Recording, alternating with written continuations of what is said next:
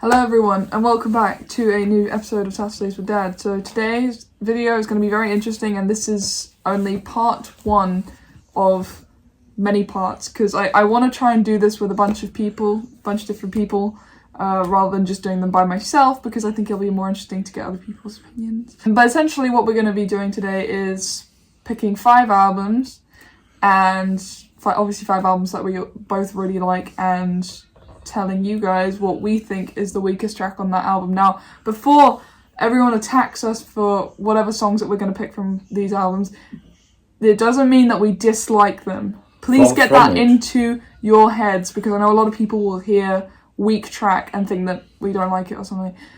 That doesn't mean that. It just means that we think that it might not necessarily fit in with the album, like content in general, or we just think it's not as good as the rest of the album. And as Neve said, probably every single song that I'm going to pick, I actually like. But, you know, we have to come up with this criteria.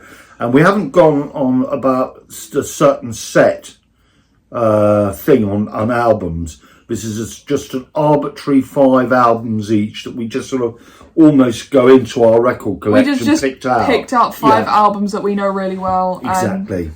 I think we can start. So, as we said, they're just albums that we picked out of... I certainly did that. I just kind of looked in my collection and picked out 5 albums. I don't know about you.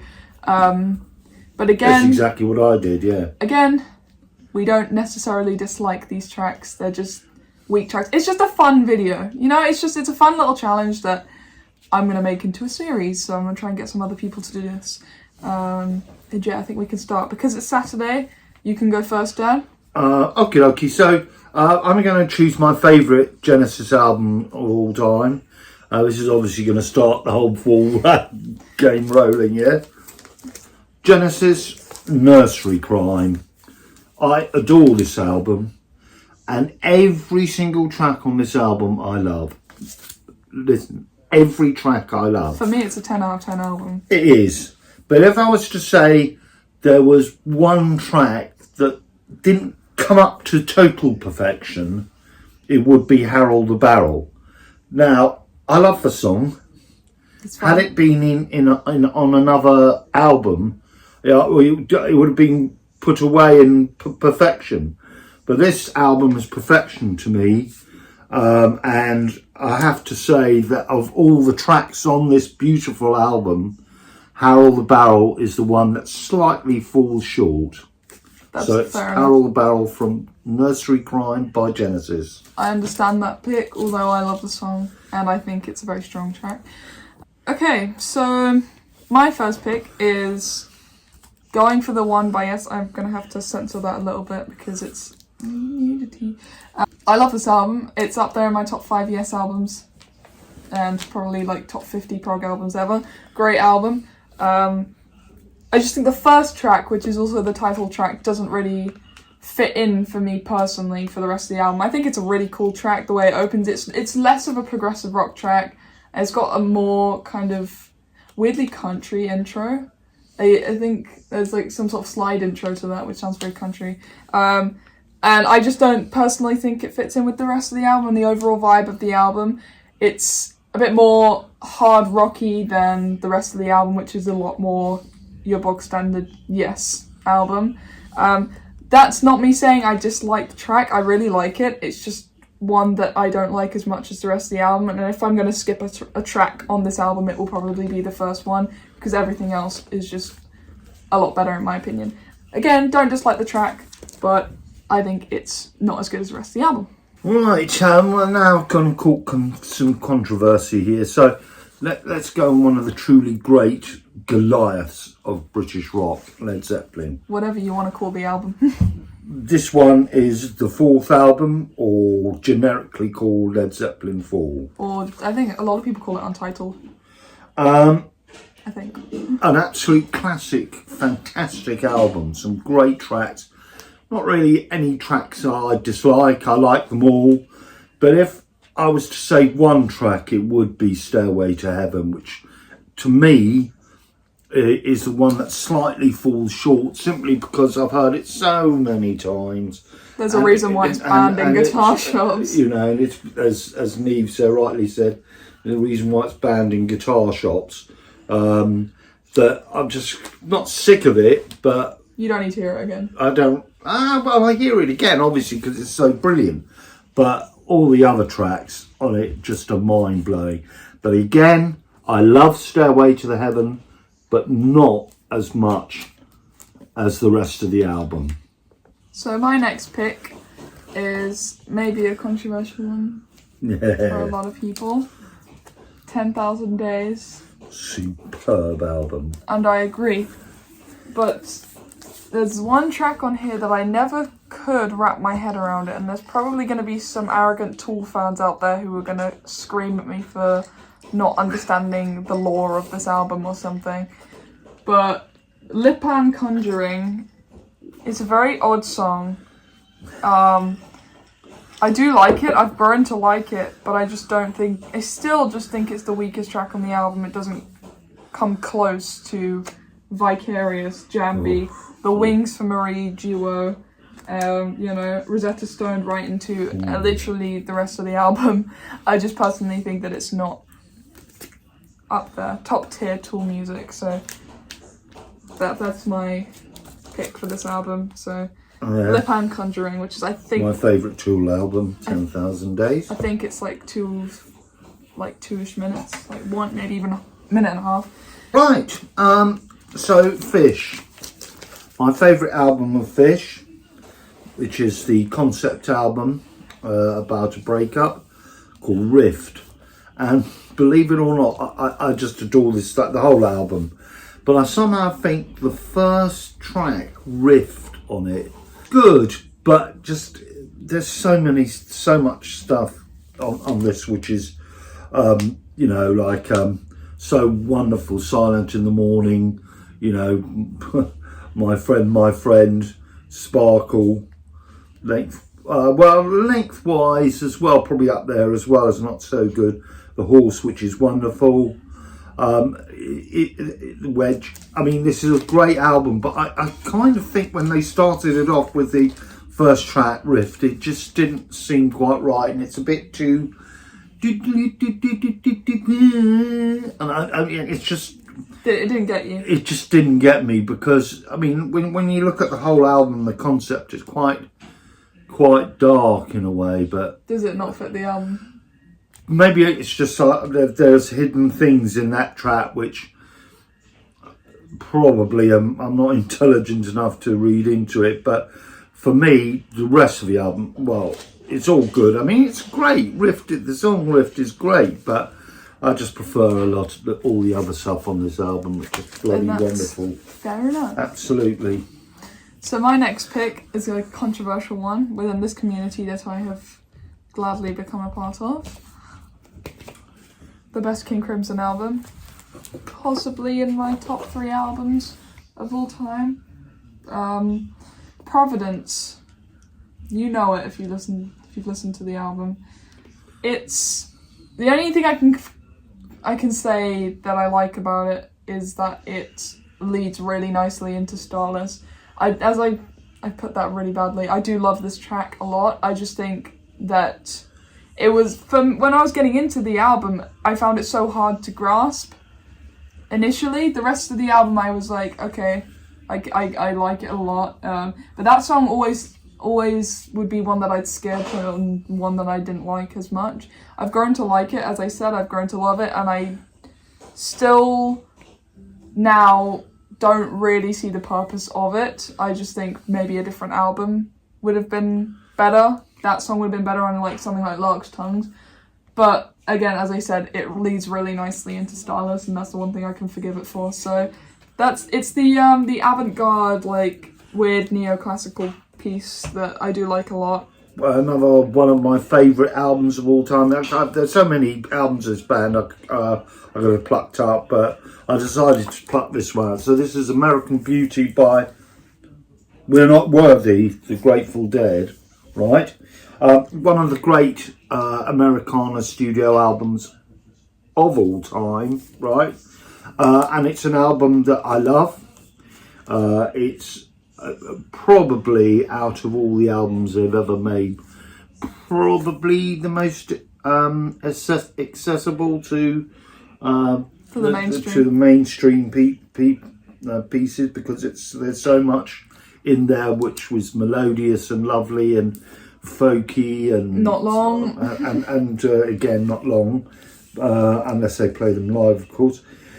But if I was to choose one track on this absolutely wondrous album, that I didn't like as much as the others, is Operator, which is the song written by Ron, bless his soul, Pigpen McKernan.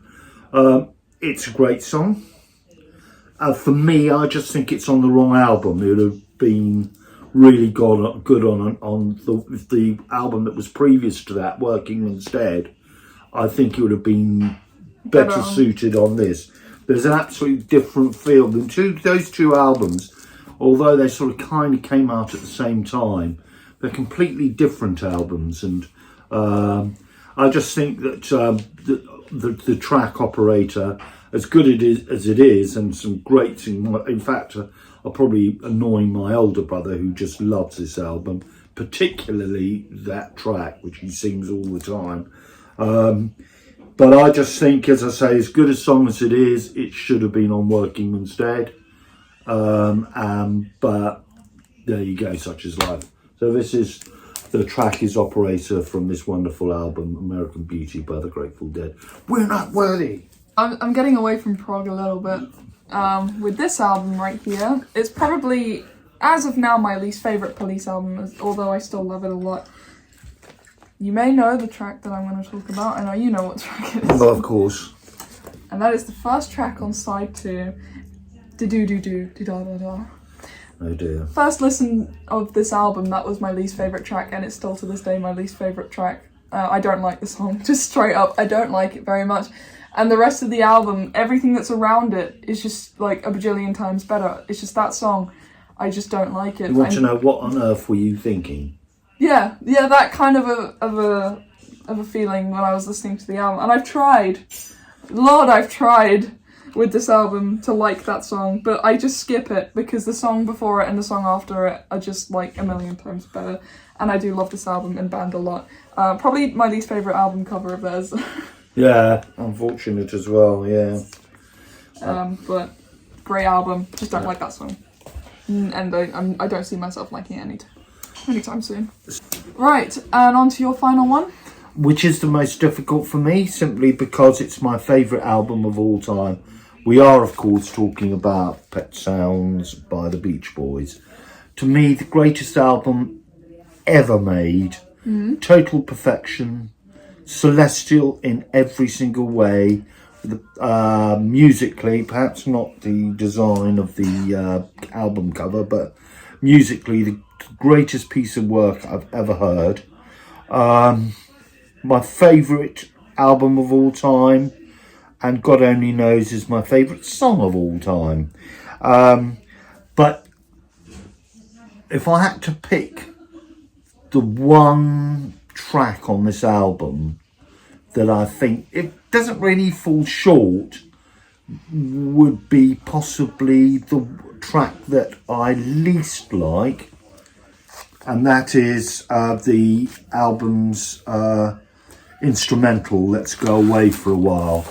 Don't get me wrong, it is a wonderful piece of music and I love it to death, but it's sort of sandwiched impossibly between the cover they did of Sloop John B and of course I'm Waiting for the Day, which is a great song. And in any other album, this instrumental would be lost in the pantheon of which it deserves.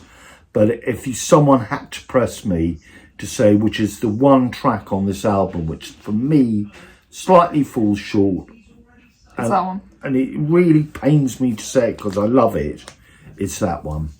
Fair enough. And my last pick is Tarkus by ELP. I'm sure this is an album that everyone's familiar with who watches this channel, hopefully.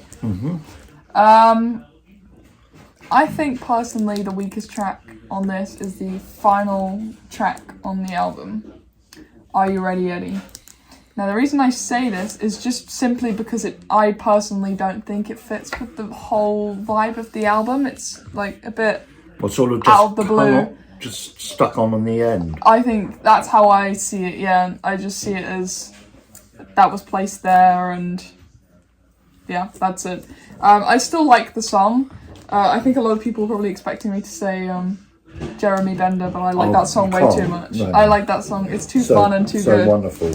To put it in, but yeah, that's my choice. I just think it's just kind of stuck there at the end and doesn't really fit the rest of the album. And that is the end of the video. Sorry if there's any lighting changes. My phone died halfway through filming, so I had to stop and charge it for a bit. Let us know what your favourite albums are and some weak tracks from said albums, and why you think they are weak. Yes. And yeah, anything else to add? Yes, well, we're going to do this until this actually happens, till one of these things actually happens. Please, can the following bands come over and play a gig in the UK? Dead & Company, Primus, Phish, we want Tedeschi Trucks Band back. Oysterhead. We want Oysterhead to play. We want also Blackberry Smoke to come back. So if any of you guys or people who know these guys are out have any there, contacts or have any contact with John Mayer or Bob Weir or Trey Anastasio or whoever, right? Please give them this message. We want to see you over here. You have got a following here. Sooner than later, and as Neve so rightly says, you have a following here. You owe it to us. Bearing in mind, Phish haven't been in this country since the late 90s. Okay, then they need to get up and come They on. need to come over. We're going to a concert this week, actually, talking of which. Yes. Would you like to tell everyone a bit about that? We're going to see a group which was recommended to me. Actually, it was recommended by one of my viewers. So Exactly. thank you to said viewer.